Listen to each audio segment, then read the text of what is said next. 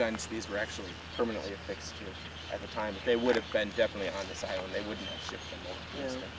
Yeah. They used to be in front of the admin building. Is that right? Yeah, so which was right here.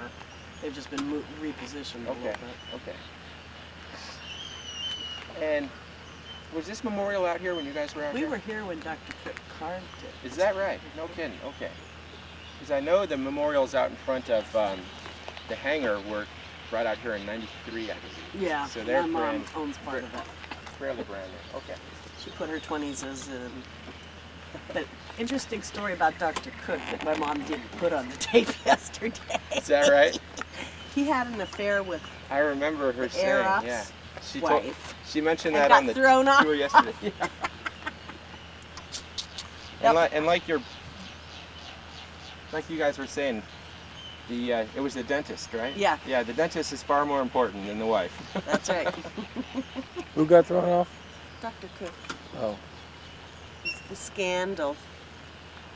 And then Captain Anderson, they talk about the Battle of Midway. That was the scandal of was Midway. having an affair with one of the teachers.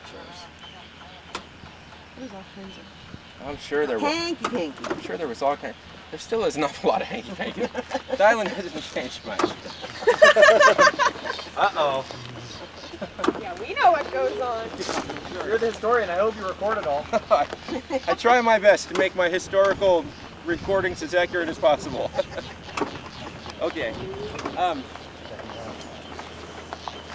Through the teens and the 20s and the early 30s, it's really not a lot of, real gripping history because it was a lot of, everyday cable house activity. And the Pan Am Clipper days, of course, arrived in the mid-30s, and that sort of revitalized the island here. They had cross-Pacific flights that would depart from Fantasy Island or Treasure Island in Fantasy Island. You're playing, boss. He's talking about hanky-panky now. That wasn't a Freudian slip. I don't know what it is. So you had Treasure Island right outside of San Francisco in San Francisco Bay.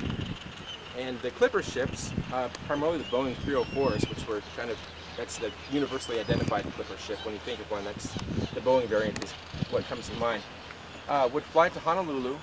From Honolulu, you would fly here to Wake Island, and you see that sort of expansive open grassland out there. And that's where and a little bit further, as a matter of fact, is where the Gooneeville Lodge used to be. Was that out here when you guys were here? No, that had burned down.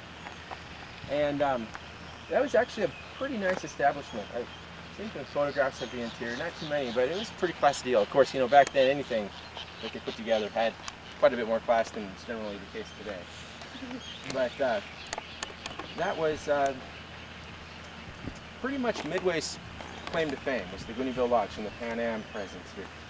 So people would come out and they'd stay maybe 3-4 days, and then they would head over to Wake Island where they had an identical Gooneeville Lodge. Of course, they didn't call it the Gooneeville Lodge, they called it the Wake Island Hotel or whatever they may have called it. They were all identical buildings. They were built to the same specifications. And from Wake Island, generally speaking, they would fly to Guam, and then from Guam to the Philippines, and then from the Philippines to mainland China. So it was that link of consecutive routes that would be required for them to fly from the mainland to China across the Pacific. Generally took about 2 weeks, give or take. Sometimes a little bit faster, sometimes a little bit shorter, depending on the winds, depending on the particulars of stayovers on specific islands. And they, and I'll kind of point out, we won't get over there, but you see where the hangar is here now didn't, of course, used to exist. But they would bring the Clipper ships up to maintain them here. They didn't have the ramp. I don't know if you guys have ridden around the hangar area very much, but that harbor, although it didn't exist in its present state, was still fairly protected waters. And so this whole area was pretty much Clipper territory. And I don't know quite what the disposition of the maintenance sheds was or anything of that nature, but I know that this is primarily where the activity occurred. And of course they had moorage stations all throughout the harbor, and they had visiting of zoning areas that they had dredged to a certain degree, the uniform depth and things of that nature. But this was the Clipper territory. And then we get, and actually let's head down here and I'll talk a little bit about the introduction of the battle. Down here at the, kind of how we did it, Remember where we were? Yes. Oh, that's right, you did. Yes, you did. No, it was, no, never mind.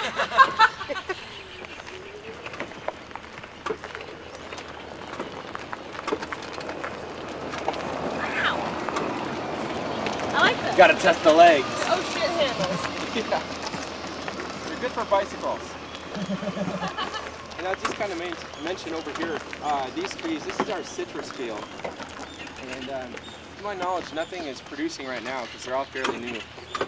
We're hoping within 2 to 3 years we'll start having some fruits grow. You know, there's some lemon trees. I think there's lemon trees out there. We tried grapefruit trees, but they didn't really take very well to the soil. Honestly, I don't know quite what all the trees are as far as what they're going to produce, but this is the food service core here on the island's great future hope.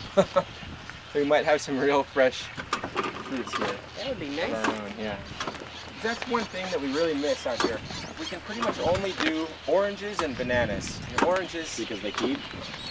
yeah, oranges keep fairly well, but the bananas, you know, they're bulky and they're fairly heavy, so we can only get enough to feed the island for maybe a maximum of 3 days at a time.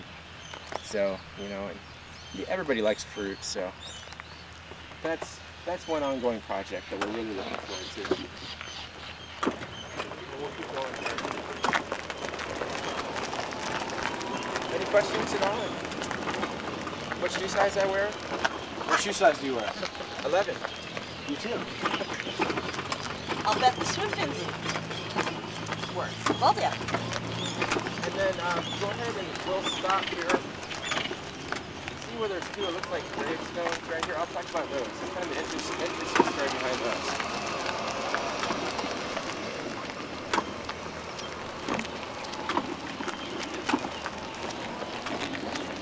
Fish and they would whale out here around the turn of a century, an awful lot. Of course, Midway was a known quantity. They knew what was out here. They knew, of course, everybody knows the fishing out here is really good. Back then it was really, really good.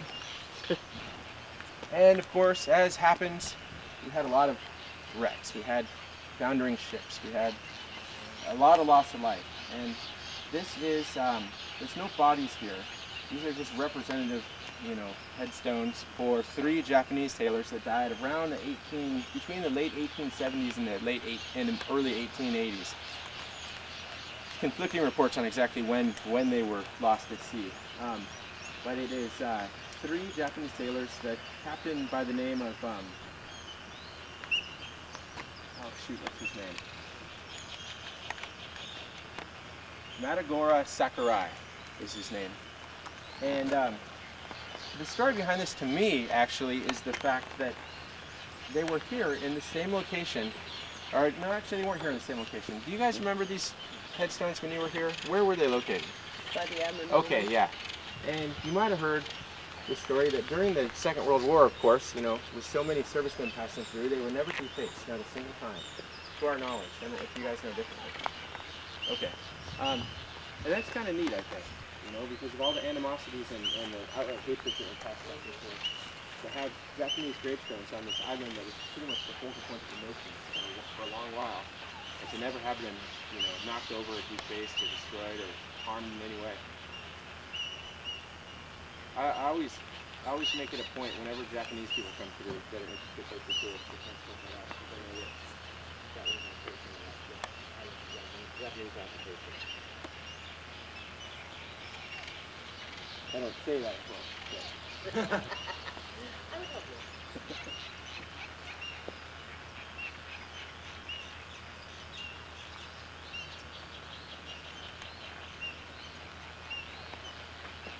Okay, and we can kind of bring the carts around the corner here, and I'll kind of point out to Steve the incredible pace of activity on this island, you know, through the 70s. It was all removed, you know, through necessity, conservation of space and utilization of space. And all that's really left are these couple of buildings that you still see standing. You know, the seaplane hangar here. There's around the corner. There's a couple buildings that I'll point out. But I know a couple of you have flown to different islands that have more in the way of relics. And this island, you know, when I first landed here, I was ecstatic that I was going to be able to immerse myself in some military history and kind of see it where it happened.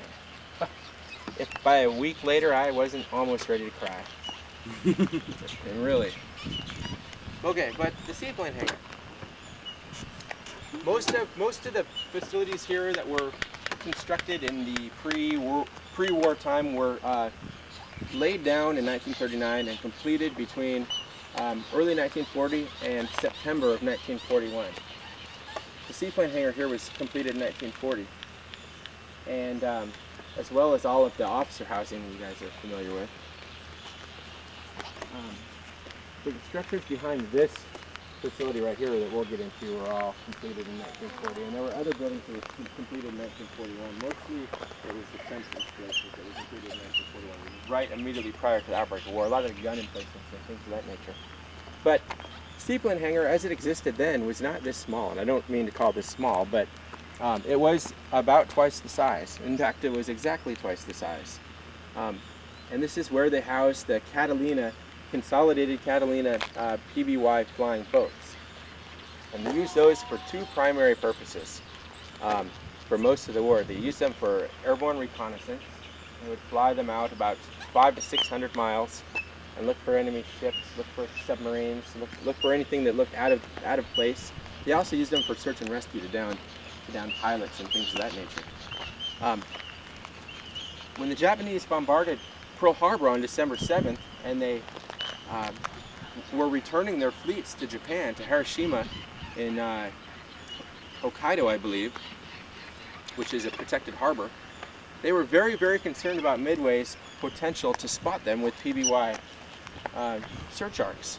So they dispatched two of the destroyers from the Pearl Harbor Task Force, the Sazanami and the Ushio, two veteran destroyers that have participated in coastal Chinese conflicts for about 6 years at that point, here to Midway to bombard and attempt to neutralize the PBY facilities out here, as well as any other targets of opportunity that presented themselves. So they steamed their way here to Midway, which didn't take too long, because at their point of departure they were only about 500 nautical miles away.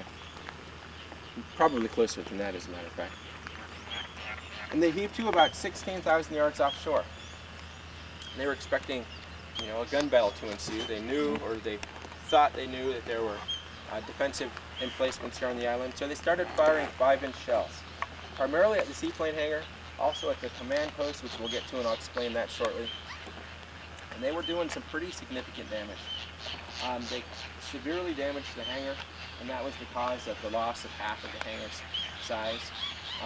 Half of the hangar was damaged so severely that it would have required a total rebuild. And through use, I think they realized that they didn't need it to be that massive. They primarily just wheeled aircraft in there to perform maintenance on them. They didn't house them in there permanently. They also shelled any targets of opportunity. If they saw any, white specks amongst the trees that might represent a building, they would fire shells at it. But of course, they were 16,000 yards offshore, and even with magnified optics, it's hard to really zero in on the target.